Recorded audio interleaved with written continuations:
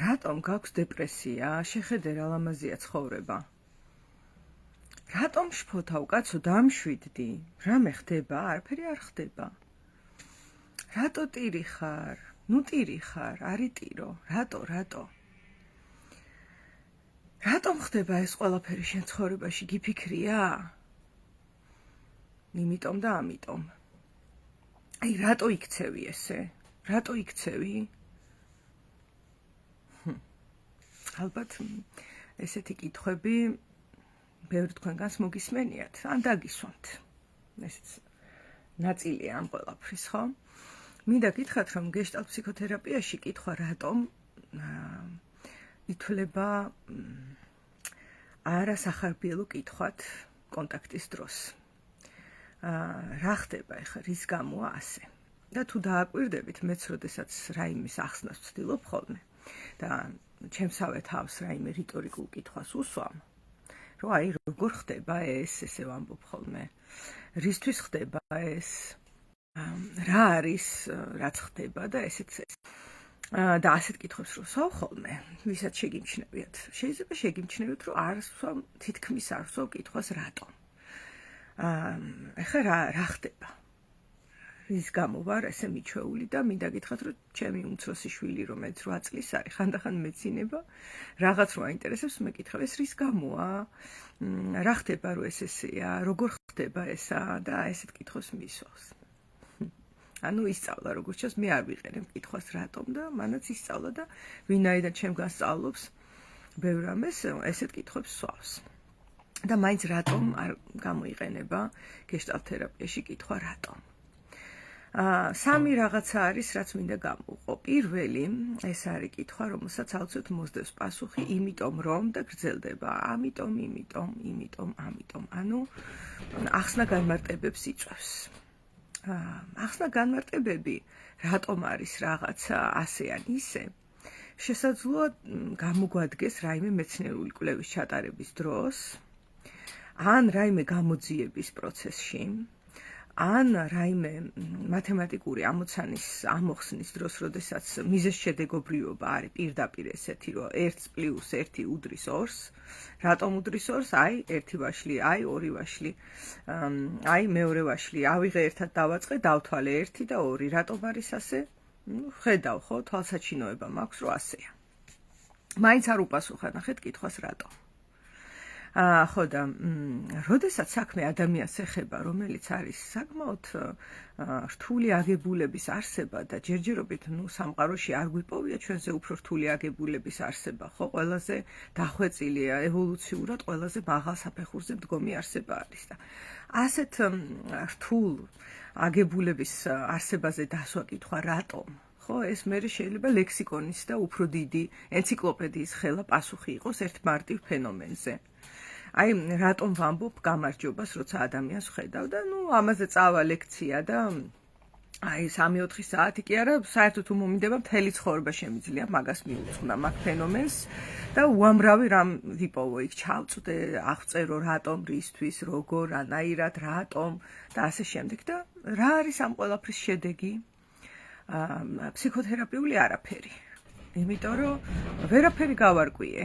ანუ გავარკვიე რატომ და რისთვის, მაგრამ ქცევა იგივეა, დეპრესია ისევ იქ არის, შფოთვა ისევ იქ არის, როგორ გითხრა, ამ რატომის დროს ამავდროულად დაუშვი ბევრი შეცდომაც, იმიტომ რომ ეს ხო მათემატიკა არ არის და აქედან გამომდინარე უამრავი მცდარი ჰიპოთეზა წარმომეშვა, რატომ არის ასე, ამიტომ და ამ კორიანტელში არის ბევრი მცდარი ჰიპოთეზა, რომელიც თან ვერ გადამოწმდება. ეს პირველი მხარე, ანუ რის გამო არ სვავენ გეშტალტ თერაპიაში კითხვას რატომ? აი ამის გამო, რომ ერთ-ერთი პირველი რაც არის, ეს არის ძალიან დიდი კასკადი მცდარი ჰიპოთეზების, ან სწორი ჰიპოთეზების, რომლებიც რეალურად არის მხოლოდ ახსნა, რატომ მოხდა ესა თუ ის, გინდა ქცევა, გინდა ემოცია, გინდა ქმედება, გინდა ეს და შემდეგ შედეგი არ შეცვლილა, იგივე დარჩა. და თუ ძალიან გაერთო ადამიანი რატომ მის ახსნაში, საერთოდ უპასუხოდ დარჩა ის გამოწვევა, რაც მის ფსიქიკურ რეალობაში იდგა. ანუ თვალი აერიდა მას. კითხვამ რატომ გამიყვანა სადღაც რაღაცაში, რომელმაც თვალი ამარიდებინა ჩემი რეალობისთვის. ეს სულ არ არის თერაპიული და მეცაც გეტყვით კონტაქტში თუ გინდათ რომ ადამიანი საერთოდ აცდეს ყველაფერს და თქვენთან კონტაქტში აღარ იყოს და სადღაცა გაირიყოს რომელიმე მატერიკზე თავისი ფსიქიკის კითხეთ რატომ და ის აუცილებლად გაირიყება რაღაცა მატერიკზე და მინდა გითხრათ რომ კონფლიქტების დაახლოებით 90% და გაუგებრობებისა ლაპარაკის დროს ძირითადად აი ამ კითხვიდან მოდის ხოლმე. რატომ იკითხავ და ღმერთმა არავინ შეგიყვანოთ მაგ ჩიხში, სადაც მივყავართ კითხვას რატომ. ეს პირველი. ხა მეორე მიზეზი რატომ არ ვსვამთ კითხვას რატომ? გეშტალტ თერაპევტები. როგორ არ ვსვავთ, მაგრამ ანუ ბევრად იშვიათად ვსვავთ. ჩვენ ბავშვობაში ძალიან ხშირად გამოგვიცდია დატუქსვები, კულტურული ფენომენია. შეიძლება რაიმე სხვა კულტურის გარემოში, ანუ ისტორიულად რაღაცა სხვა მომენტში, კაცობრიობაში ეს სიმწავე აღარ იდგეს ახლა რასაც აღწევ, მაგრამ დღეს ასეა. ძალიან ხშირად ბავშვობაში, როცა გვადანაშაულებენ ადამიანები, მშობლები, არ ვიცი, მასწავლებლები, ან თუ არ გვადანაშაულებენ და უბრალოდ პასუხისგებლობას გვაჩვენებენ ჩვენს პასუხისგებლობას, ხო, ბავშვებს, როცა ბავშვები ვართ, ესე გვეკითხებენ, რატომ ქენი ეს, არ გცხვენია? აი, რატომ არ გცხვენია, რომ ასე იქცევ? აი, რატომ აკეთებ ასეთ რამეს, ხო? ანუ მორალის კითხვის დროს რიტორიკული კითხვა, რომელსაც ჩვენ ძალიან კარგად ვიცით, რომ რეალურად არავის აინტერესებს, რატომ გავაკეთეთ სამწუხაროდ.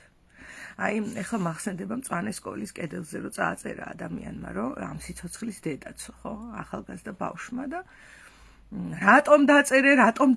რატომ დაწერე, ხო, დაიწყო იქ ამბავი, მაგრამ მართლა აინტერესებდათ, რატომ დაწერა, ხო, ყველამ თვალსაჩინოდ დავინახეთ, რომ არა. არავის აინტერესებდა. ანუ ეს კითხვა არის ხშირად ორმაგი შინაარსის მატარებელი კითხვა, რაც ძალიან დამაბნეველია. უაღრესად დამაბნეველი, ძალიან მძიმე გზნობის გამომწვევი. ეხლა ცოტა უტრირებ, ეხლა არ ჩათვალოთ, რომ ყველა კითხვა რატომ ესეც საშინელ დღეში ჩააგდებდა ადამიანს, მაგრამ ძირითადად, როდესაც რატომ სინამდვილეში მორალის კითხვას ატარებს, რაღაცა შევიწროვებას, რაღაცა დადანაშაულების ტონს, და სინამდვილეში გულზე ხელი დაიდეთ, მართლა გაინტერესებთ რატომ? თუ ეს არის რაღაცა კითხვა, რითიც ადამიანს მივაწვევით კარგად, რომ აი რატო გააკეთე ეს რა, აი რატო გააკეთე, აი ამას რო ეუბნები, გაინტერესებს რატო გააკეთა, თუ ეს არის სიტყვის მასალა, რომელიც ფარავს აგრესიას, ფარავს ბრას, დადანაშაულებს, ღმერთმა უწყის კიდევ რას. და რაც თავარია, როდესაც ვსვავ კითხვას რატომ და იქიდან თუ წამოვიდა პასუხები, ამიტომ, ვის ხელშია კონტროლი, ჩემ ხელშია კონტროლი, ანუ მე გავაკონტროლე, რას მიპასუხებდა იქით ადამიანი და არც ეს არის რაიმე თერაპიულის მომტანი, არც ეს არის რაიმე გარკვევის, ინსაიტის, კრეატიული გამოსავლის, პასუხის მომტანი, ხო? ძალიან ხშირად მინახავს სკოლაში, როდესაც რაღაცას არ ვიცი, დააშავებდა ბავშვი, ესეთი სიტყვა იყო, ფაქტია ჩვენს ბავშვობაში და ეკითხებოდნენ, რომ რატომ დააშავე და ეს ჩუმად იდგა ხოლმე. ეს იყო პასუხი, იცი? ოღონდ ეს პასუხი არის შეწინააღმდეგება, ის არის ჯანსაღი პასუხი. და ბავშვი, რომელიც უკვე შევიწროვდა, ვთქვათ, და ზედმეტად მოეხვა თავს პასუხისმგებლობა, იმიტომ რომ პასუხისმგებლობა რა თქმა უნდა არის, როდესაც რაღაცა საზიანოს ქმედებს ბავშვი, არ ღირს, რომ ამაზე თვალები ვხუჭოთ და ვითომ არ უქნია ვაკეთოთ, ეს არ ღირს. რა თქმა უნდა, პასუხისმგებლობა მან უნდა დაინახოს, რომ აქვს. იმიტომ რომ ეს იმასაც ნიშნავს, რომ ის სრულყოფილი პიროვნებაა. თუ რომელიმე პიროვნებას პასუხს არ თხოვენ, ესე იგი ცოტა არ იყოს ავადმყოფად მოიაზრებენ მას. ცოტა არ იყოს არასრულფასოვნად, დაკნინებულად მოიაზრებენ, ხო, აი გამოთქმა როა გიჟი თავისუფალია, ხო? ეს ჟღერს, როდესაც ადამიანს პასუხისმგებლობა არ ეთხოვება. ნუ ეს საცოდავია ეს კაცო, ამას რა პასუხი უნდა მოთხოვო და კი შეიძლება მე სასიამოვნოა, რომ პასუხი არ მომთხოვეს, ანუ პასუხისმგებლობა ჩამომეხსნა, მაგრამ სადღაცა ვისწავლე, რომ მე არასრულყოფილი ვარ. რაღაცა ნაკლოვანი გამოშვება ვარ, ნახე. ეს არ არის კაი გაკვეთილი. ამიტომაც კი ბავშვს დავაკისროთ, ვკითხოთ მისი პასუხისმგებლობა, დავანახოთ ადეკვატური გზებით და არა შევიწროვებით და არა გაკონტროლებით, რომელიც მოაქვს სიტყვას რატომ. და ეს გამოგვიცდია ბავშვობაში, ხო, სრულ უმრავლესობას თელსოფლიოში და ამიტომაც ურთიერთობის დროს კითხვა რატომ ძალიან ადვილად გამოიწვევს და ასე ვთქვათ, მოიწვევს ადამიანს, რომ გაიხსენოს ის ბავშვური გამოცდილება, როდესაც იყო შესაძლოა ჩიხში, შესაძლოა დადანაშაულებული და ასე შემდეგ და ამიტომაც მე პირველი ვარიანტი ხო აღწერე, რომ რაღაც ჩიხისკენ გამყვან ახსნა განმარტებებში რო წავა და მეორე ვარიანტია, რომ ჩვენ ახლა ხელში გვიჭირავს აგრესია. წამოვიდა აგრესია. მე ბავშვი გგონი ვარ, რომ დაკითხვებს მიწყობ? ეს არის შინაარსი, რამაც შეიძლება გაიღვიძა ადამიანში და როგორ ფიქრობთ ახლა თავდაცვის პოზაში დამდგარი ადამიანი რას გააცნობიერებს, ხო? არც არაფერს. ამიტომაც თუ გინდათ რომ ადამიანში გამოიწვიოთ აგრესია, თავდაცვა, გაუგებრობა, მიუღებლობა თქვენს მიმართ და როგორ გითხრა, ესეთი თავდაცვითი რეაქციები, 100%-იანი ალბათობა ამისი არ არის, მაგრამ არის ალბათობა, იმიტომ რომ ბევრს განგვიცდია ბავშვობაში ეს კითხვა. რომელიც სინამდვილეში ორმაგ შინაარსს ატარებდა, არ იყო პირდაპირი, ხო? და ამ არაპირდაპირი კითხვის ფონზე, ნიადაგზე კარგად აღმოცენდება რეაქტიულობა, ბრაზი, თავდაცვა და ვერ გაარკვევთ, რატომ მოიქცა ადამიანი ასე ან ისე პირიქით. უფრო და უფრო გუნდოვანი გახდება, იმიტომ რომ კითხვა რატომ არ გამოიწვევს მშვიდ, წყნარ, გაწონასწორებულ ფსიქიკას, რომელიც პასუხობს და ცდილობს, რომ გაერკვეს თავის თავში. არა, ის გამოიწვევს თავდაცვით რეაქციას და ადეკვატურად, აბსოლუტურად, იმიტომ რომ ჩვენი წარსულის გამოცდილებები ადეკვატურია. მათი გახსენება, მათი შეგრძნება აქ და ამჟამად კი პროექციაა, კი გადატანაა, თუმცა ეს არ არის რაღაც აბსოლუტური ფანტაზია. ეს არის რაც მე განვიცადე და საპატივსაცემოა მე რა გამომიცდია, ისევე როგორც შენ რა გამოგიცდია. და ღირს რომ ვიზრუნოთ ერთმანეთზე კონტაქტის დროს, რომ ეს როგორ გითხრა რაღაცა გამოცდილებები, თუ ჩვენ გვინდა რომ რაღაცაში გავერკვიოთ, რა თქმა უნდა, თუ გვინდა რომ უბრალოდ გამოცდილებები გამოვიწვიოთ ერთმანეთში, ძველი გახსენება გამოვიწვიოთ და მერე ვიჩხუბოთ ან ვიკამათოთ, თავისუფლები ხართ ამაში, შეგიძლიათ ესეც გააკეთოთ, ხო? ვერავინ აკრძალავს ამას, მაგრამ თუ გვინდა რომ აი ახლო კონტაქტი გქონდეს, გარკვეული და ნათელი, არ ღირს ამ კითხვის დასმა. ეხლა მესამე ფაქტორი, რის გამოც გეშტალთერაპიაში კითხვა რატომ პლუს მინუს ამოღებულია. ეხლა შევხედოთ ასე, რომ ყველა კითხვას, როდესაც ის დაისმევა, გარდა იმისა, დაახლოებით რა პასუხია მოსალოდნელი და გარდა იმისა, რა წარსული კონოტაცია ახლავს თან, ეს პირველი ორი ფენომენი ხო აღწერეთ, ასევე ახლავს აქეთ ამ მხარეს, ვინც სვავს კითხვას, იმის მხრიდან რაღაცა ჩანაფიქრი, რაღაცა ნიადაგი, საიდანაც კითხვა ამოიზარდა. და იქიდანვე გამომდინარე, რა კონტექსტშიც გავიზარდეთ, კითხვა რატომ იშვიათად ამოიზრდება ცნობის მოყარეობიდან, გარკვევის სურვილიდან, რაღაცა დაკვირვების გაკეთების სურვილიდან, ხანდახან ამოიზრდება. პატარა ბავშვები ხარ, რომლებიც თავიდან ამ კითხვით იწყებენ ცხოვრებას, მათ არ აქვთ ჯერ ეს ბექგრაუნდი, ეს ფონი კითხვა რატომზე და რატომ არის ფოთოლი მწვანე, რატომ ანათებს მზე, რატომ ასე დადიან. ოღონდ მათ შემთხვევაში ნიადაგი, საიდანაც ეს კითხვა ამოიზარდა, არის ცნობის მოყარეობა. ეს კაი ნიადაგია. საერთოდ ყველა კითხვა, რომელსაც ადამიანი სვავს, ან ყველა სიტყვა, ან რა ვიცი, ქმედება თუ რაც გნებად, რაღაც ნიადაგიდან ამოდის. რაღაცა ცოტა გაუცნობიერებელი რჩება ხოლმე ხშირად, თუ არ დააკვირდი ამას, მაგრამ რაღაცა შინაგანი მიზანი თუ ჩანაფიქრი თუ სურვილი თუ რაღაც იმპულსი ყველაფერს აქ უკან, სანამ რამე გაკეთდება, ხო, რაღაც გადაწყვეტილება დადგა უკან. მოდი ახლა ვკითხავ, იმიტომ რომ მაინტერესებს ცნობის მოყარევა. ან ვკითხავ, იმიტომ რომ მინდა რომ გავარკვიო, რომ მე სწორად გავიგე, რაც თქვა თუ არასწორად გავიგე. ან ვკითხავ, რომ ეს კითხვა რა კი მე გამიჩნდა, იქნებ დაეხმაროს მას, დახმარების ნიადაგი მაქვს აქ, ხო? ან მოდი ახლა ვკითხავ, რომ საერთოდ დავაბნიო ეს ადამიანი და საერთოდ ვერ გაერკვიოს ვერაფერში, იმიტომ მასე ვარ გაბრაზებული. და ახლა ისეთ კითხვას ვკითხავ, რომ ნერვები კარგად აეშალოს. და ასე შემდეგ, ხო? აი, ნახეთ, ხან აგრესიაა ჩემი საფუძველი, ხან ემპათია, ხან ცნობის მოყარეობა და ასე შემდეგ. ანუ რაღაც ჩემი შინაგანი პროცესიდან ამოიზარდა კითხვა და ხშირად კითხვა რატომ, საიდან ამოიზრდება. შესაძლოა ჩემი ნიადაგი მართლაც არის მორალის წაკითხვა. ან ჩემი ნიადაგი არის თავდასხმა ადამიანზე, როდესაც ვსვავ კითხვას რატომ. ან ნიადაგი საიდანაც ამომზადე კითხვა რატომ შესაძლოა არის მისი შევიწროვება. ან ამას ვერ შეიძლება არ ვაცნობიერებ, ვერ ვაცნობიერებ აქ და ამჟამად. ანუ როდესაც დავსვი კითხვა რატომ, იმდენად სწრაფად მოხდა ბევრი რამ, რომ შეიძლება არ გამინელებია პროცესი და არ დავფიქრები ვარ, რომ რამ მათქმევინა ეს კითხვა, საიდან წამოვიდა ეს ჩემი კითხვა. როგორც კი შემოვატრიალებ ამ ფოკუსს და დავაკვირდები ჩემ თავს, რომ აი მინდა ხო რომ ვიკითხო, რომ აი რატო გააცდინე სკოლა, აი მინდა რომ თქვათ ვიკითხო ეს. მაინტერესებს. ნახე, აი თუ ეს უკვე თვით რეფლექსია არის, რის გამო ვსვავ ამ კითხვას. ეხლა არ მინდა ისე გაიგოთ, რომ კომუნიკაციის დროს გამუდმებით რაღაცები ვამოწმოთ ადამიანებმა და ესე დავაპაუზოთ და ჩავიხედოთ და ეს არა. ვინაიდან აი თერაპია ზუსტად ეს არის, ხო? რაღაცა განსაკუთრებული კომუნიკაცია, სადაც ნაკადია კი, თუმცა ამავდროულად ხანდახან პაუზდება ნაკადი და ხდება ამ ყველაფრის ცნობიერი დაკვირვება, შეტრიალება, რომ იქ რა ხდება, შემოტრიალება, რომ ჩემთან რა ხდება, კიდე მესამე გადასახედი, რომ ჩვენ შორის რა ხდება, ან ამ წამს რა მოხდა 2 წუთის წინ და ასე შემდეგ.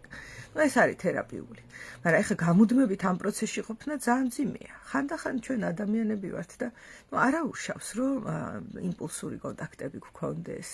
ხანდახან დავაპროეცირებთ რაღაცას, იქ რაღაცა გაურკვეველ კითხვებს დავსვავთ, მერე ვიკამათებთ, არა უშავს, ეს ცხოვრების ნაწილია. მაგრამ ზოგჯერ ალბათ ღირს, რომ დრო მიეძღვნას, ზოგჯერ, ხანდახან. რაღაც მომენტი მიეძღვნას, რომ თუ ადამიანები ძვირფასები ვართ ერთმანეთისთვის, დავსხდეთ და აი ეს კითხვები, ცოტა უფრო სიღრმეში მიმავალი კითხვები დავსვათ საკუთარ თავთან და სხვასთან, რომ აი რომ ვეკითხები, რომ რატომ დაგავიწყდა ჩემთვის არ ვიცი დაბადების დღის მოლოცვა. აქ მართლა ვარკვე, რატომ დაგავიწყდა თუ უკვე ვიცი, ჩემი რაღაც ჰიპოთეზა მაქვს. ვიცი კარგად, რატოც დაგავიწყდა, მაგრამ რატო დაგავიწყდა? ნახე? რაღაცა სხვა ხდება, ხო? კითხვა სხვა რამეს სვავს თითქოს. მაგრამ ნიადაგი რომელიც არის სხვა და მინდა გითხრათ, რომ ავტომატურად იქით ამხარეს ადამიანი კითხვას კი არ უპასუხებს ნიადაგს. მან კარგად იგრძნო რა კითხეთ. თუ ის არ არის ძალიან დაბნეული და ძალიან პათოლოგიურ გარემოში გაზრდილი, სადაც ესეთი ორმაგი კითხვები იმდენად ბევრი იყო, რომ ეს უკვე აბსოლუტურად დაიბნა. და მოჭიდება იმ შინაგან განცდებთან, რომ სინამდვილეში რა მკითხეს, შესაძლოა დაკარგულია. აი ამ შემთხვევაში შეიძლება ძალიან დაიბნას და ძალიან სამწუხარო მდგომარეობა არის ეგ, თუმცა ხდება და რა თქმა უნდა არის მაქედანაც გამოსავალი. მაგრამ ძირითადად ისე ხდება, რომ აი რატომ არ მომილოცე ახალი წელი? აი ამას თუ კითხავ, ეხა ვაზვიადებ მე, შეიძლება ესე კითხო. რატომ არ მომილოცე ახალი წელი? ან შეიძლება ესე კითხო, რომ რატომ არ მომილოცე ახალი წელი? ნახე, ხმის ტონშიც ვმალავ ეხლა, რომ გაბრაზებული ვარ.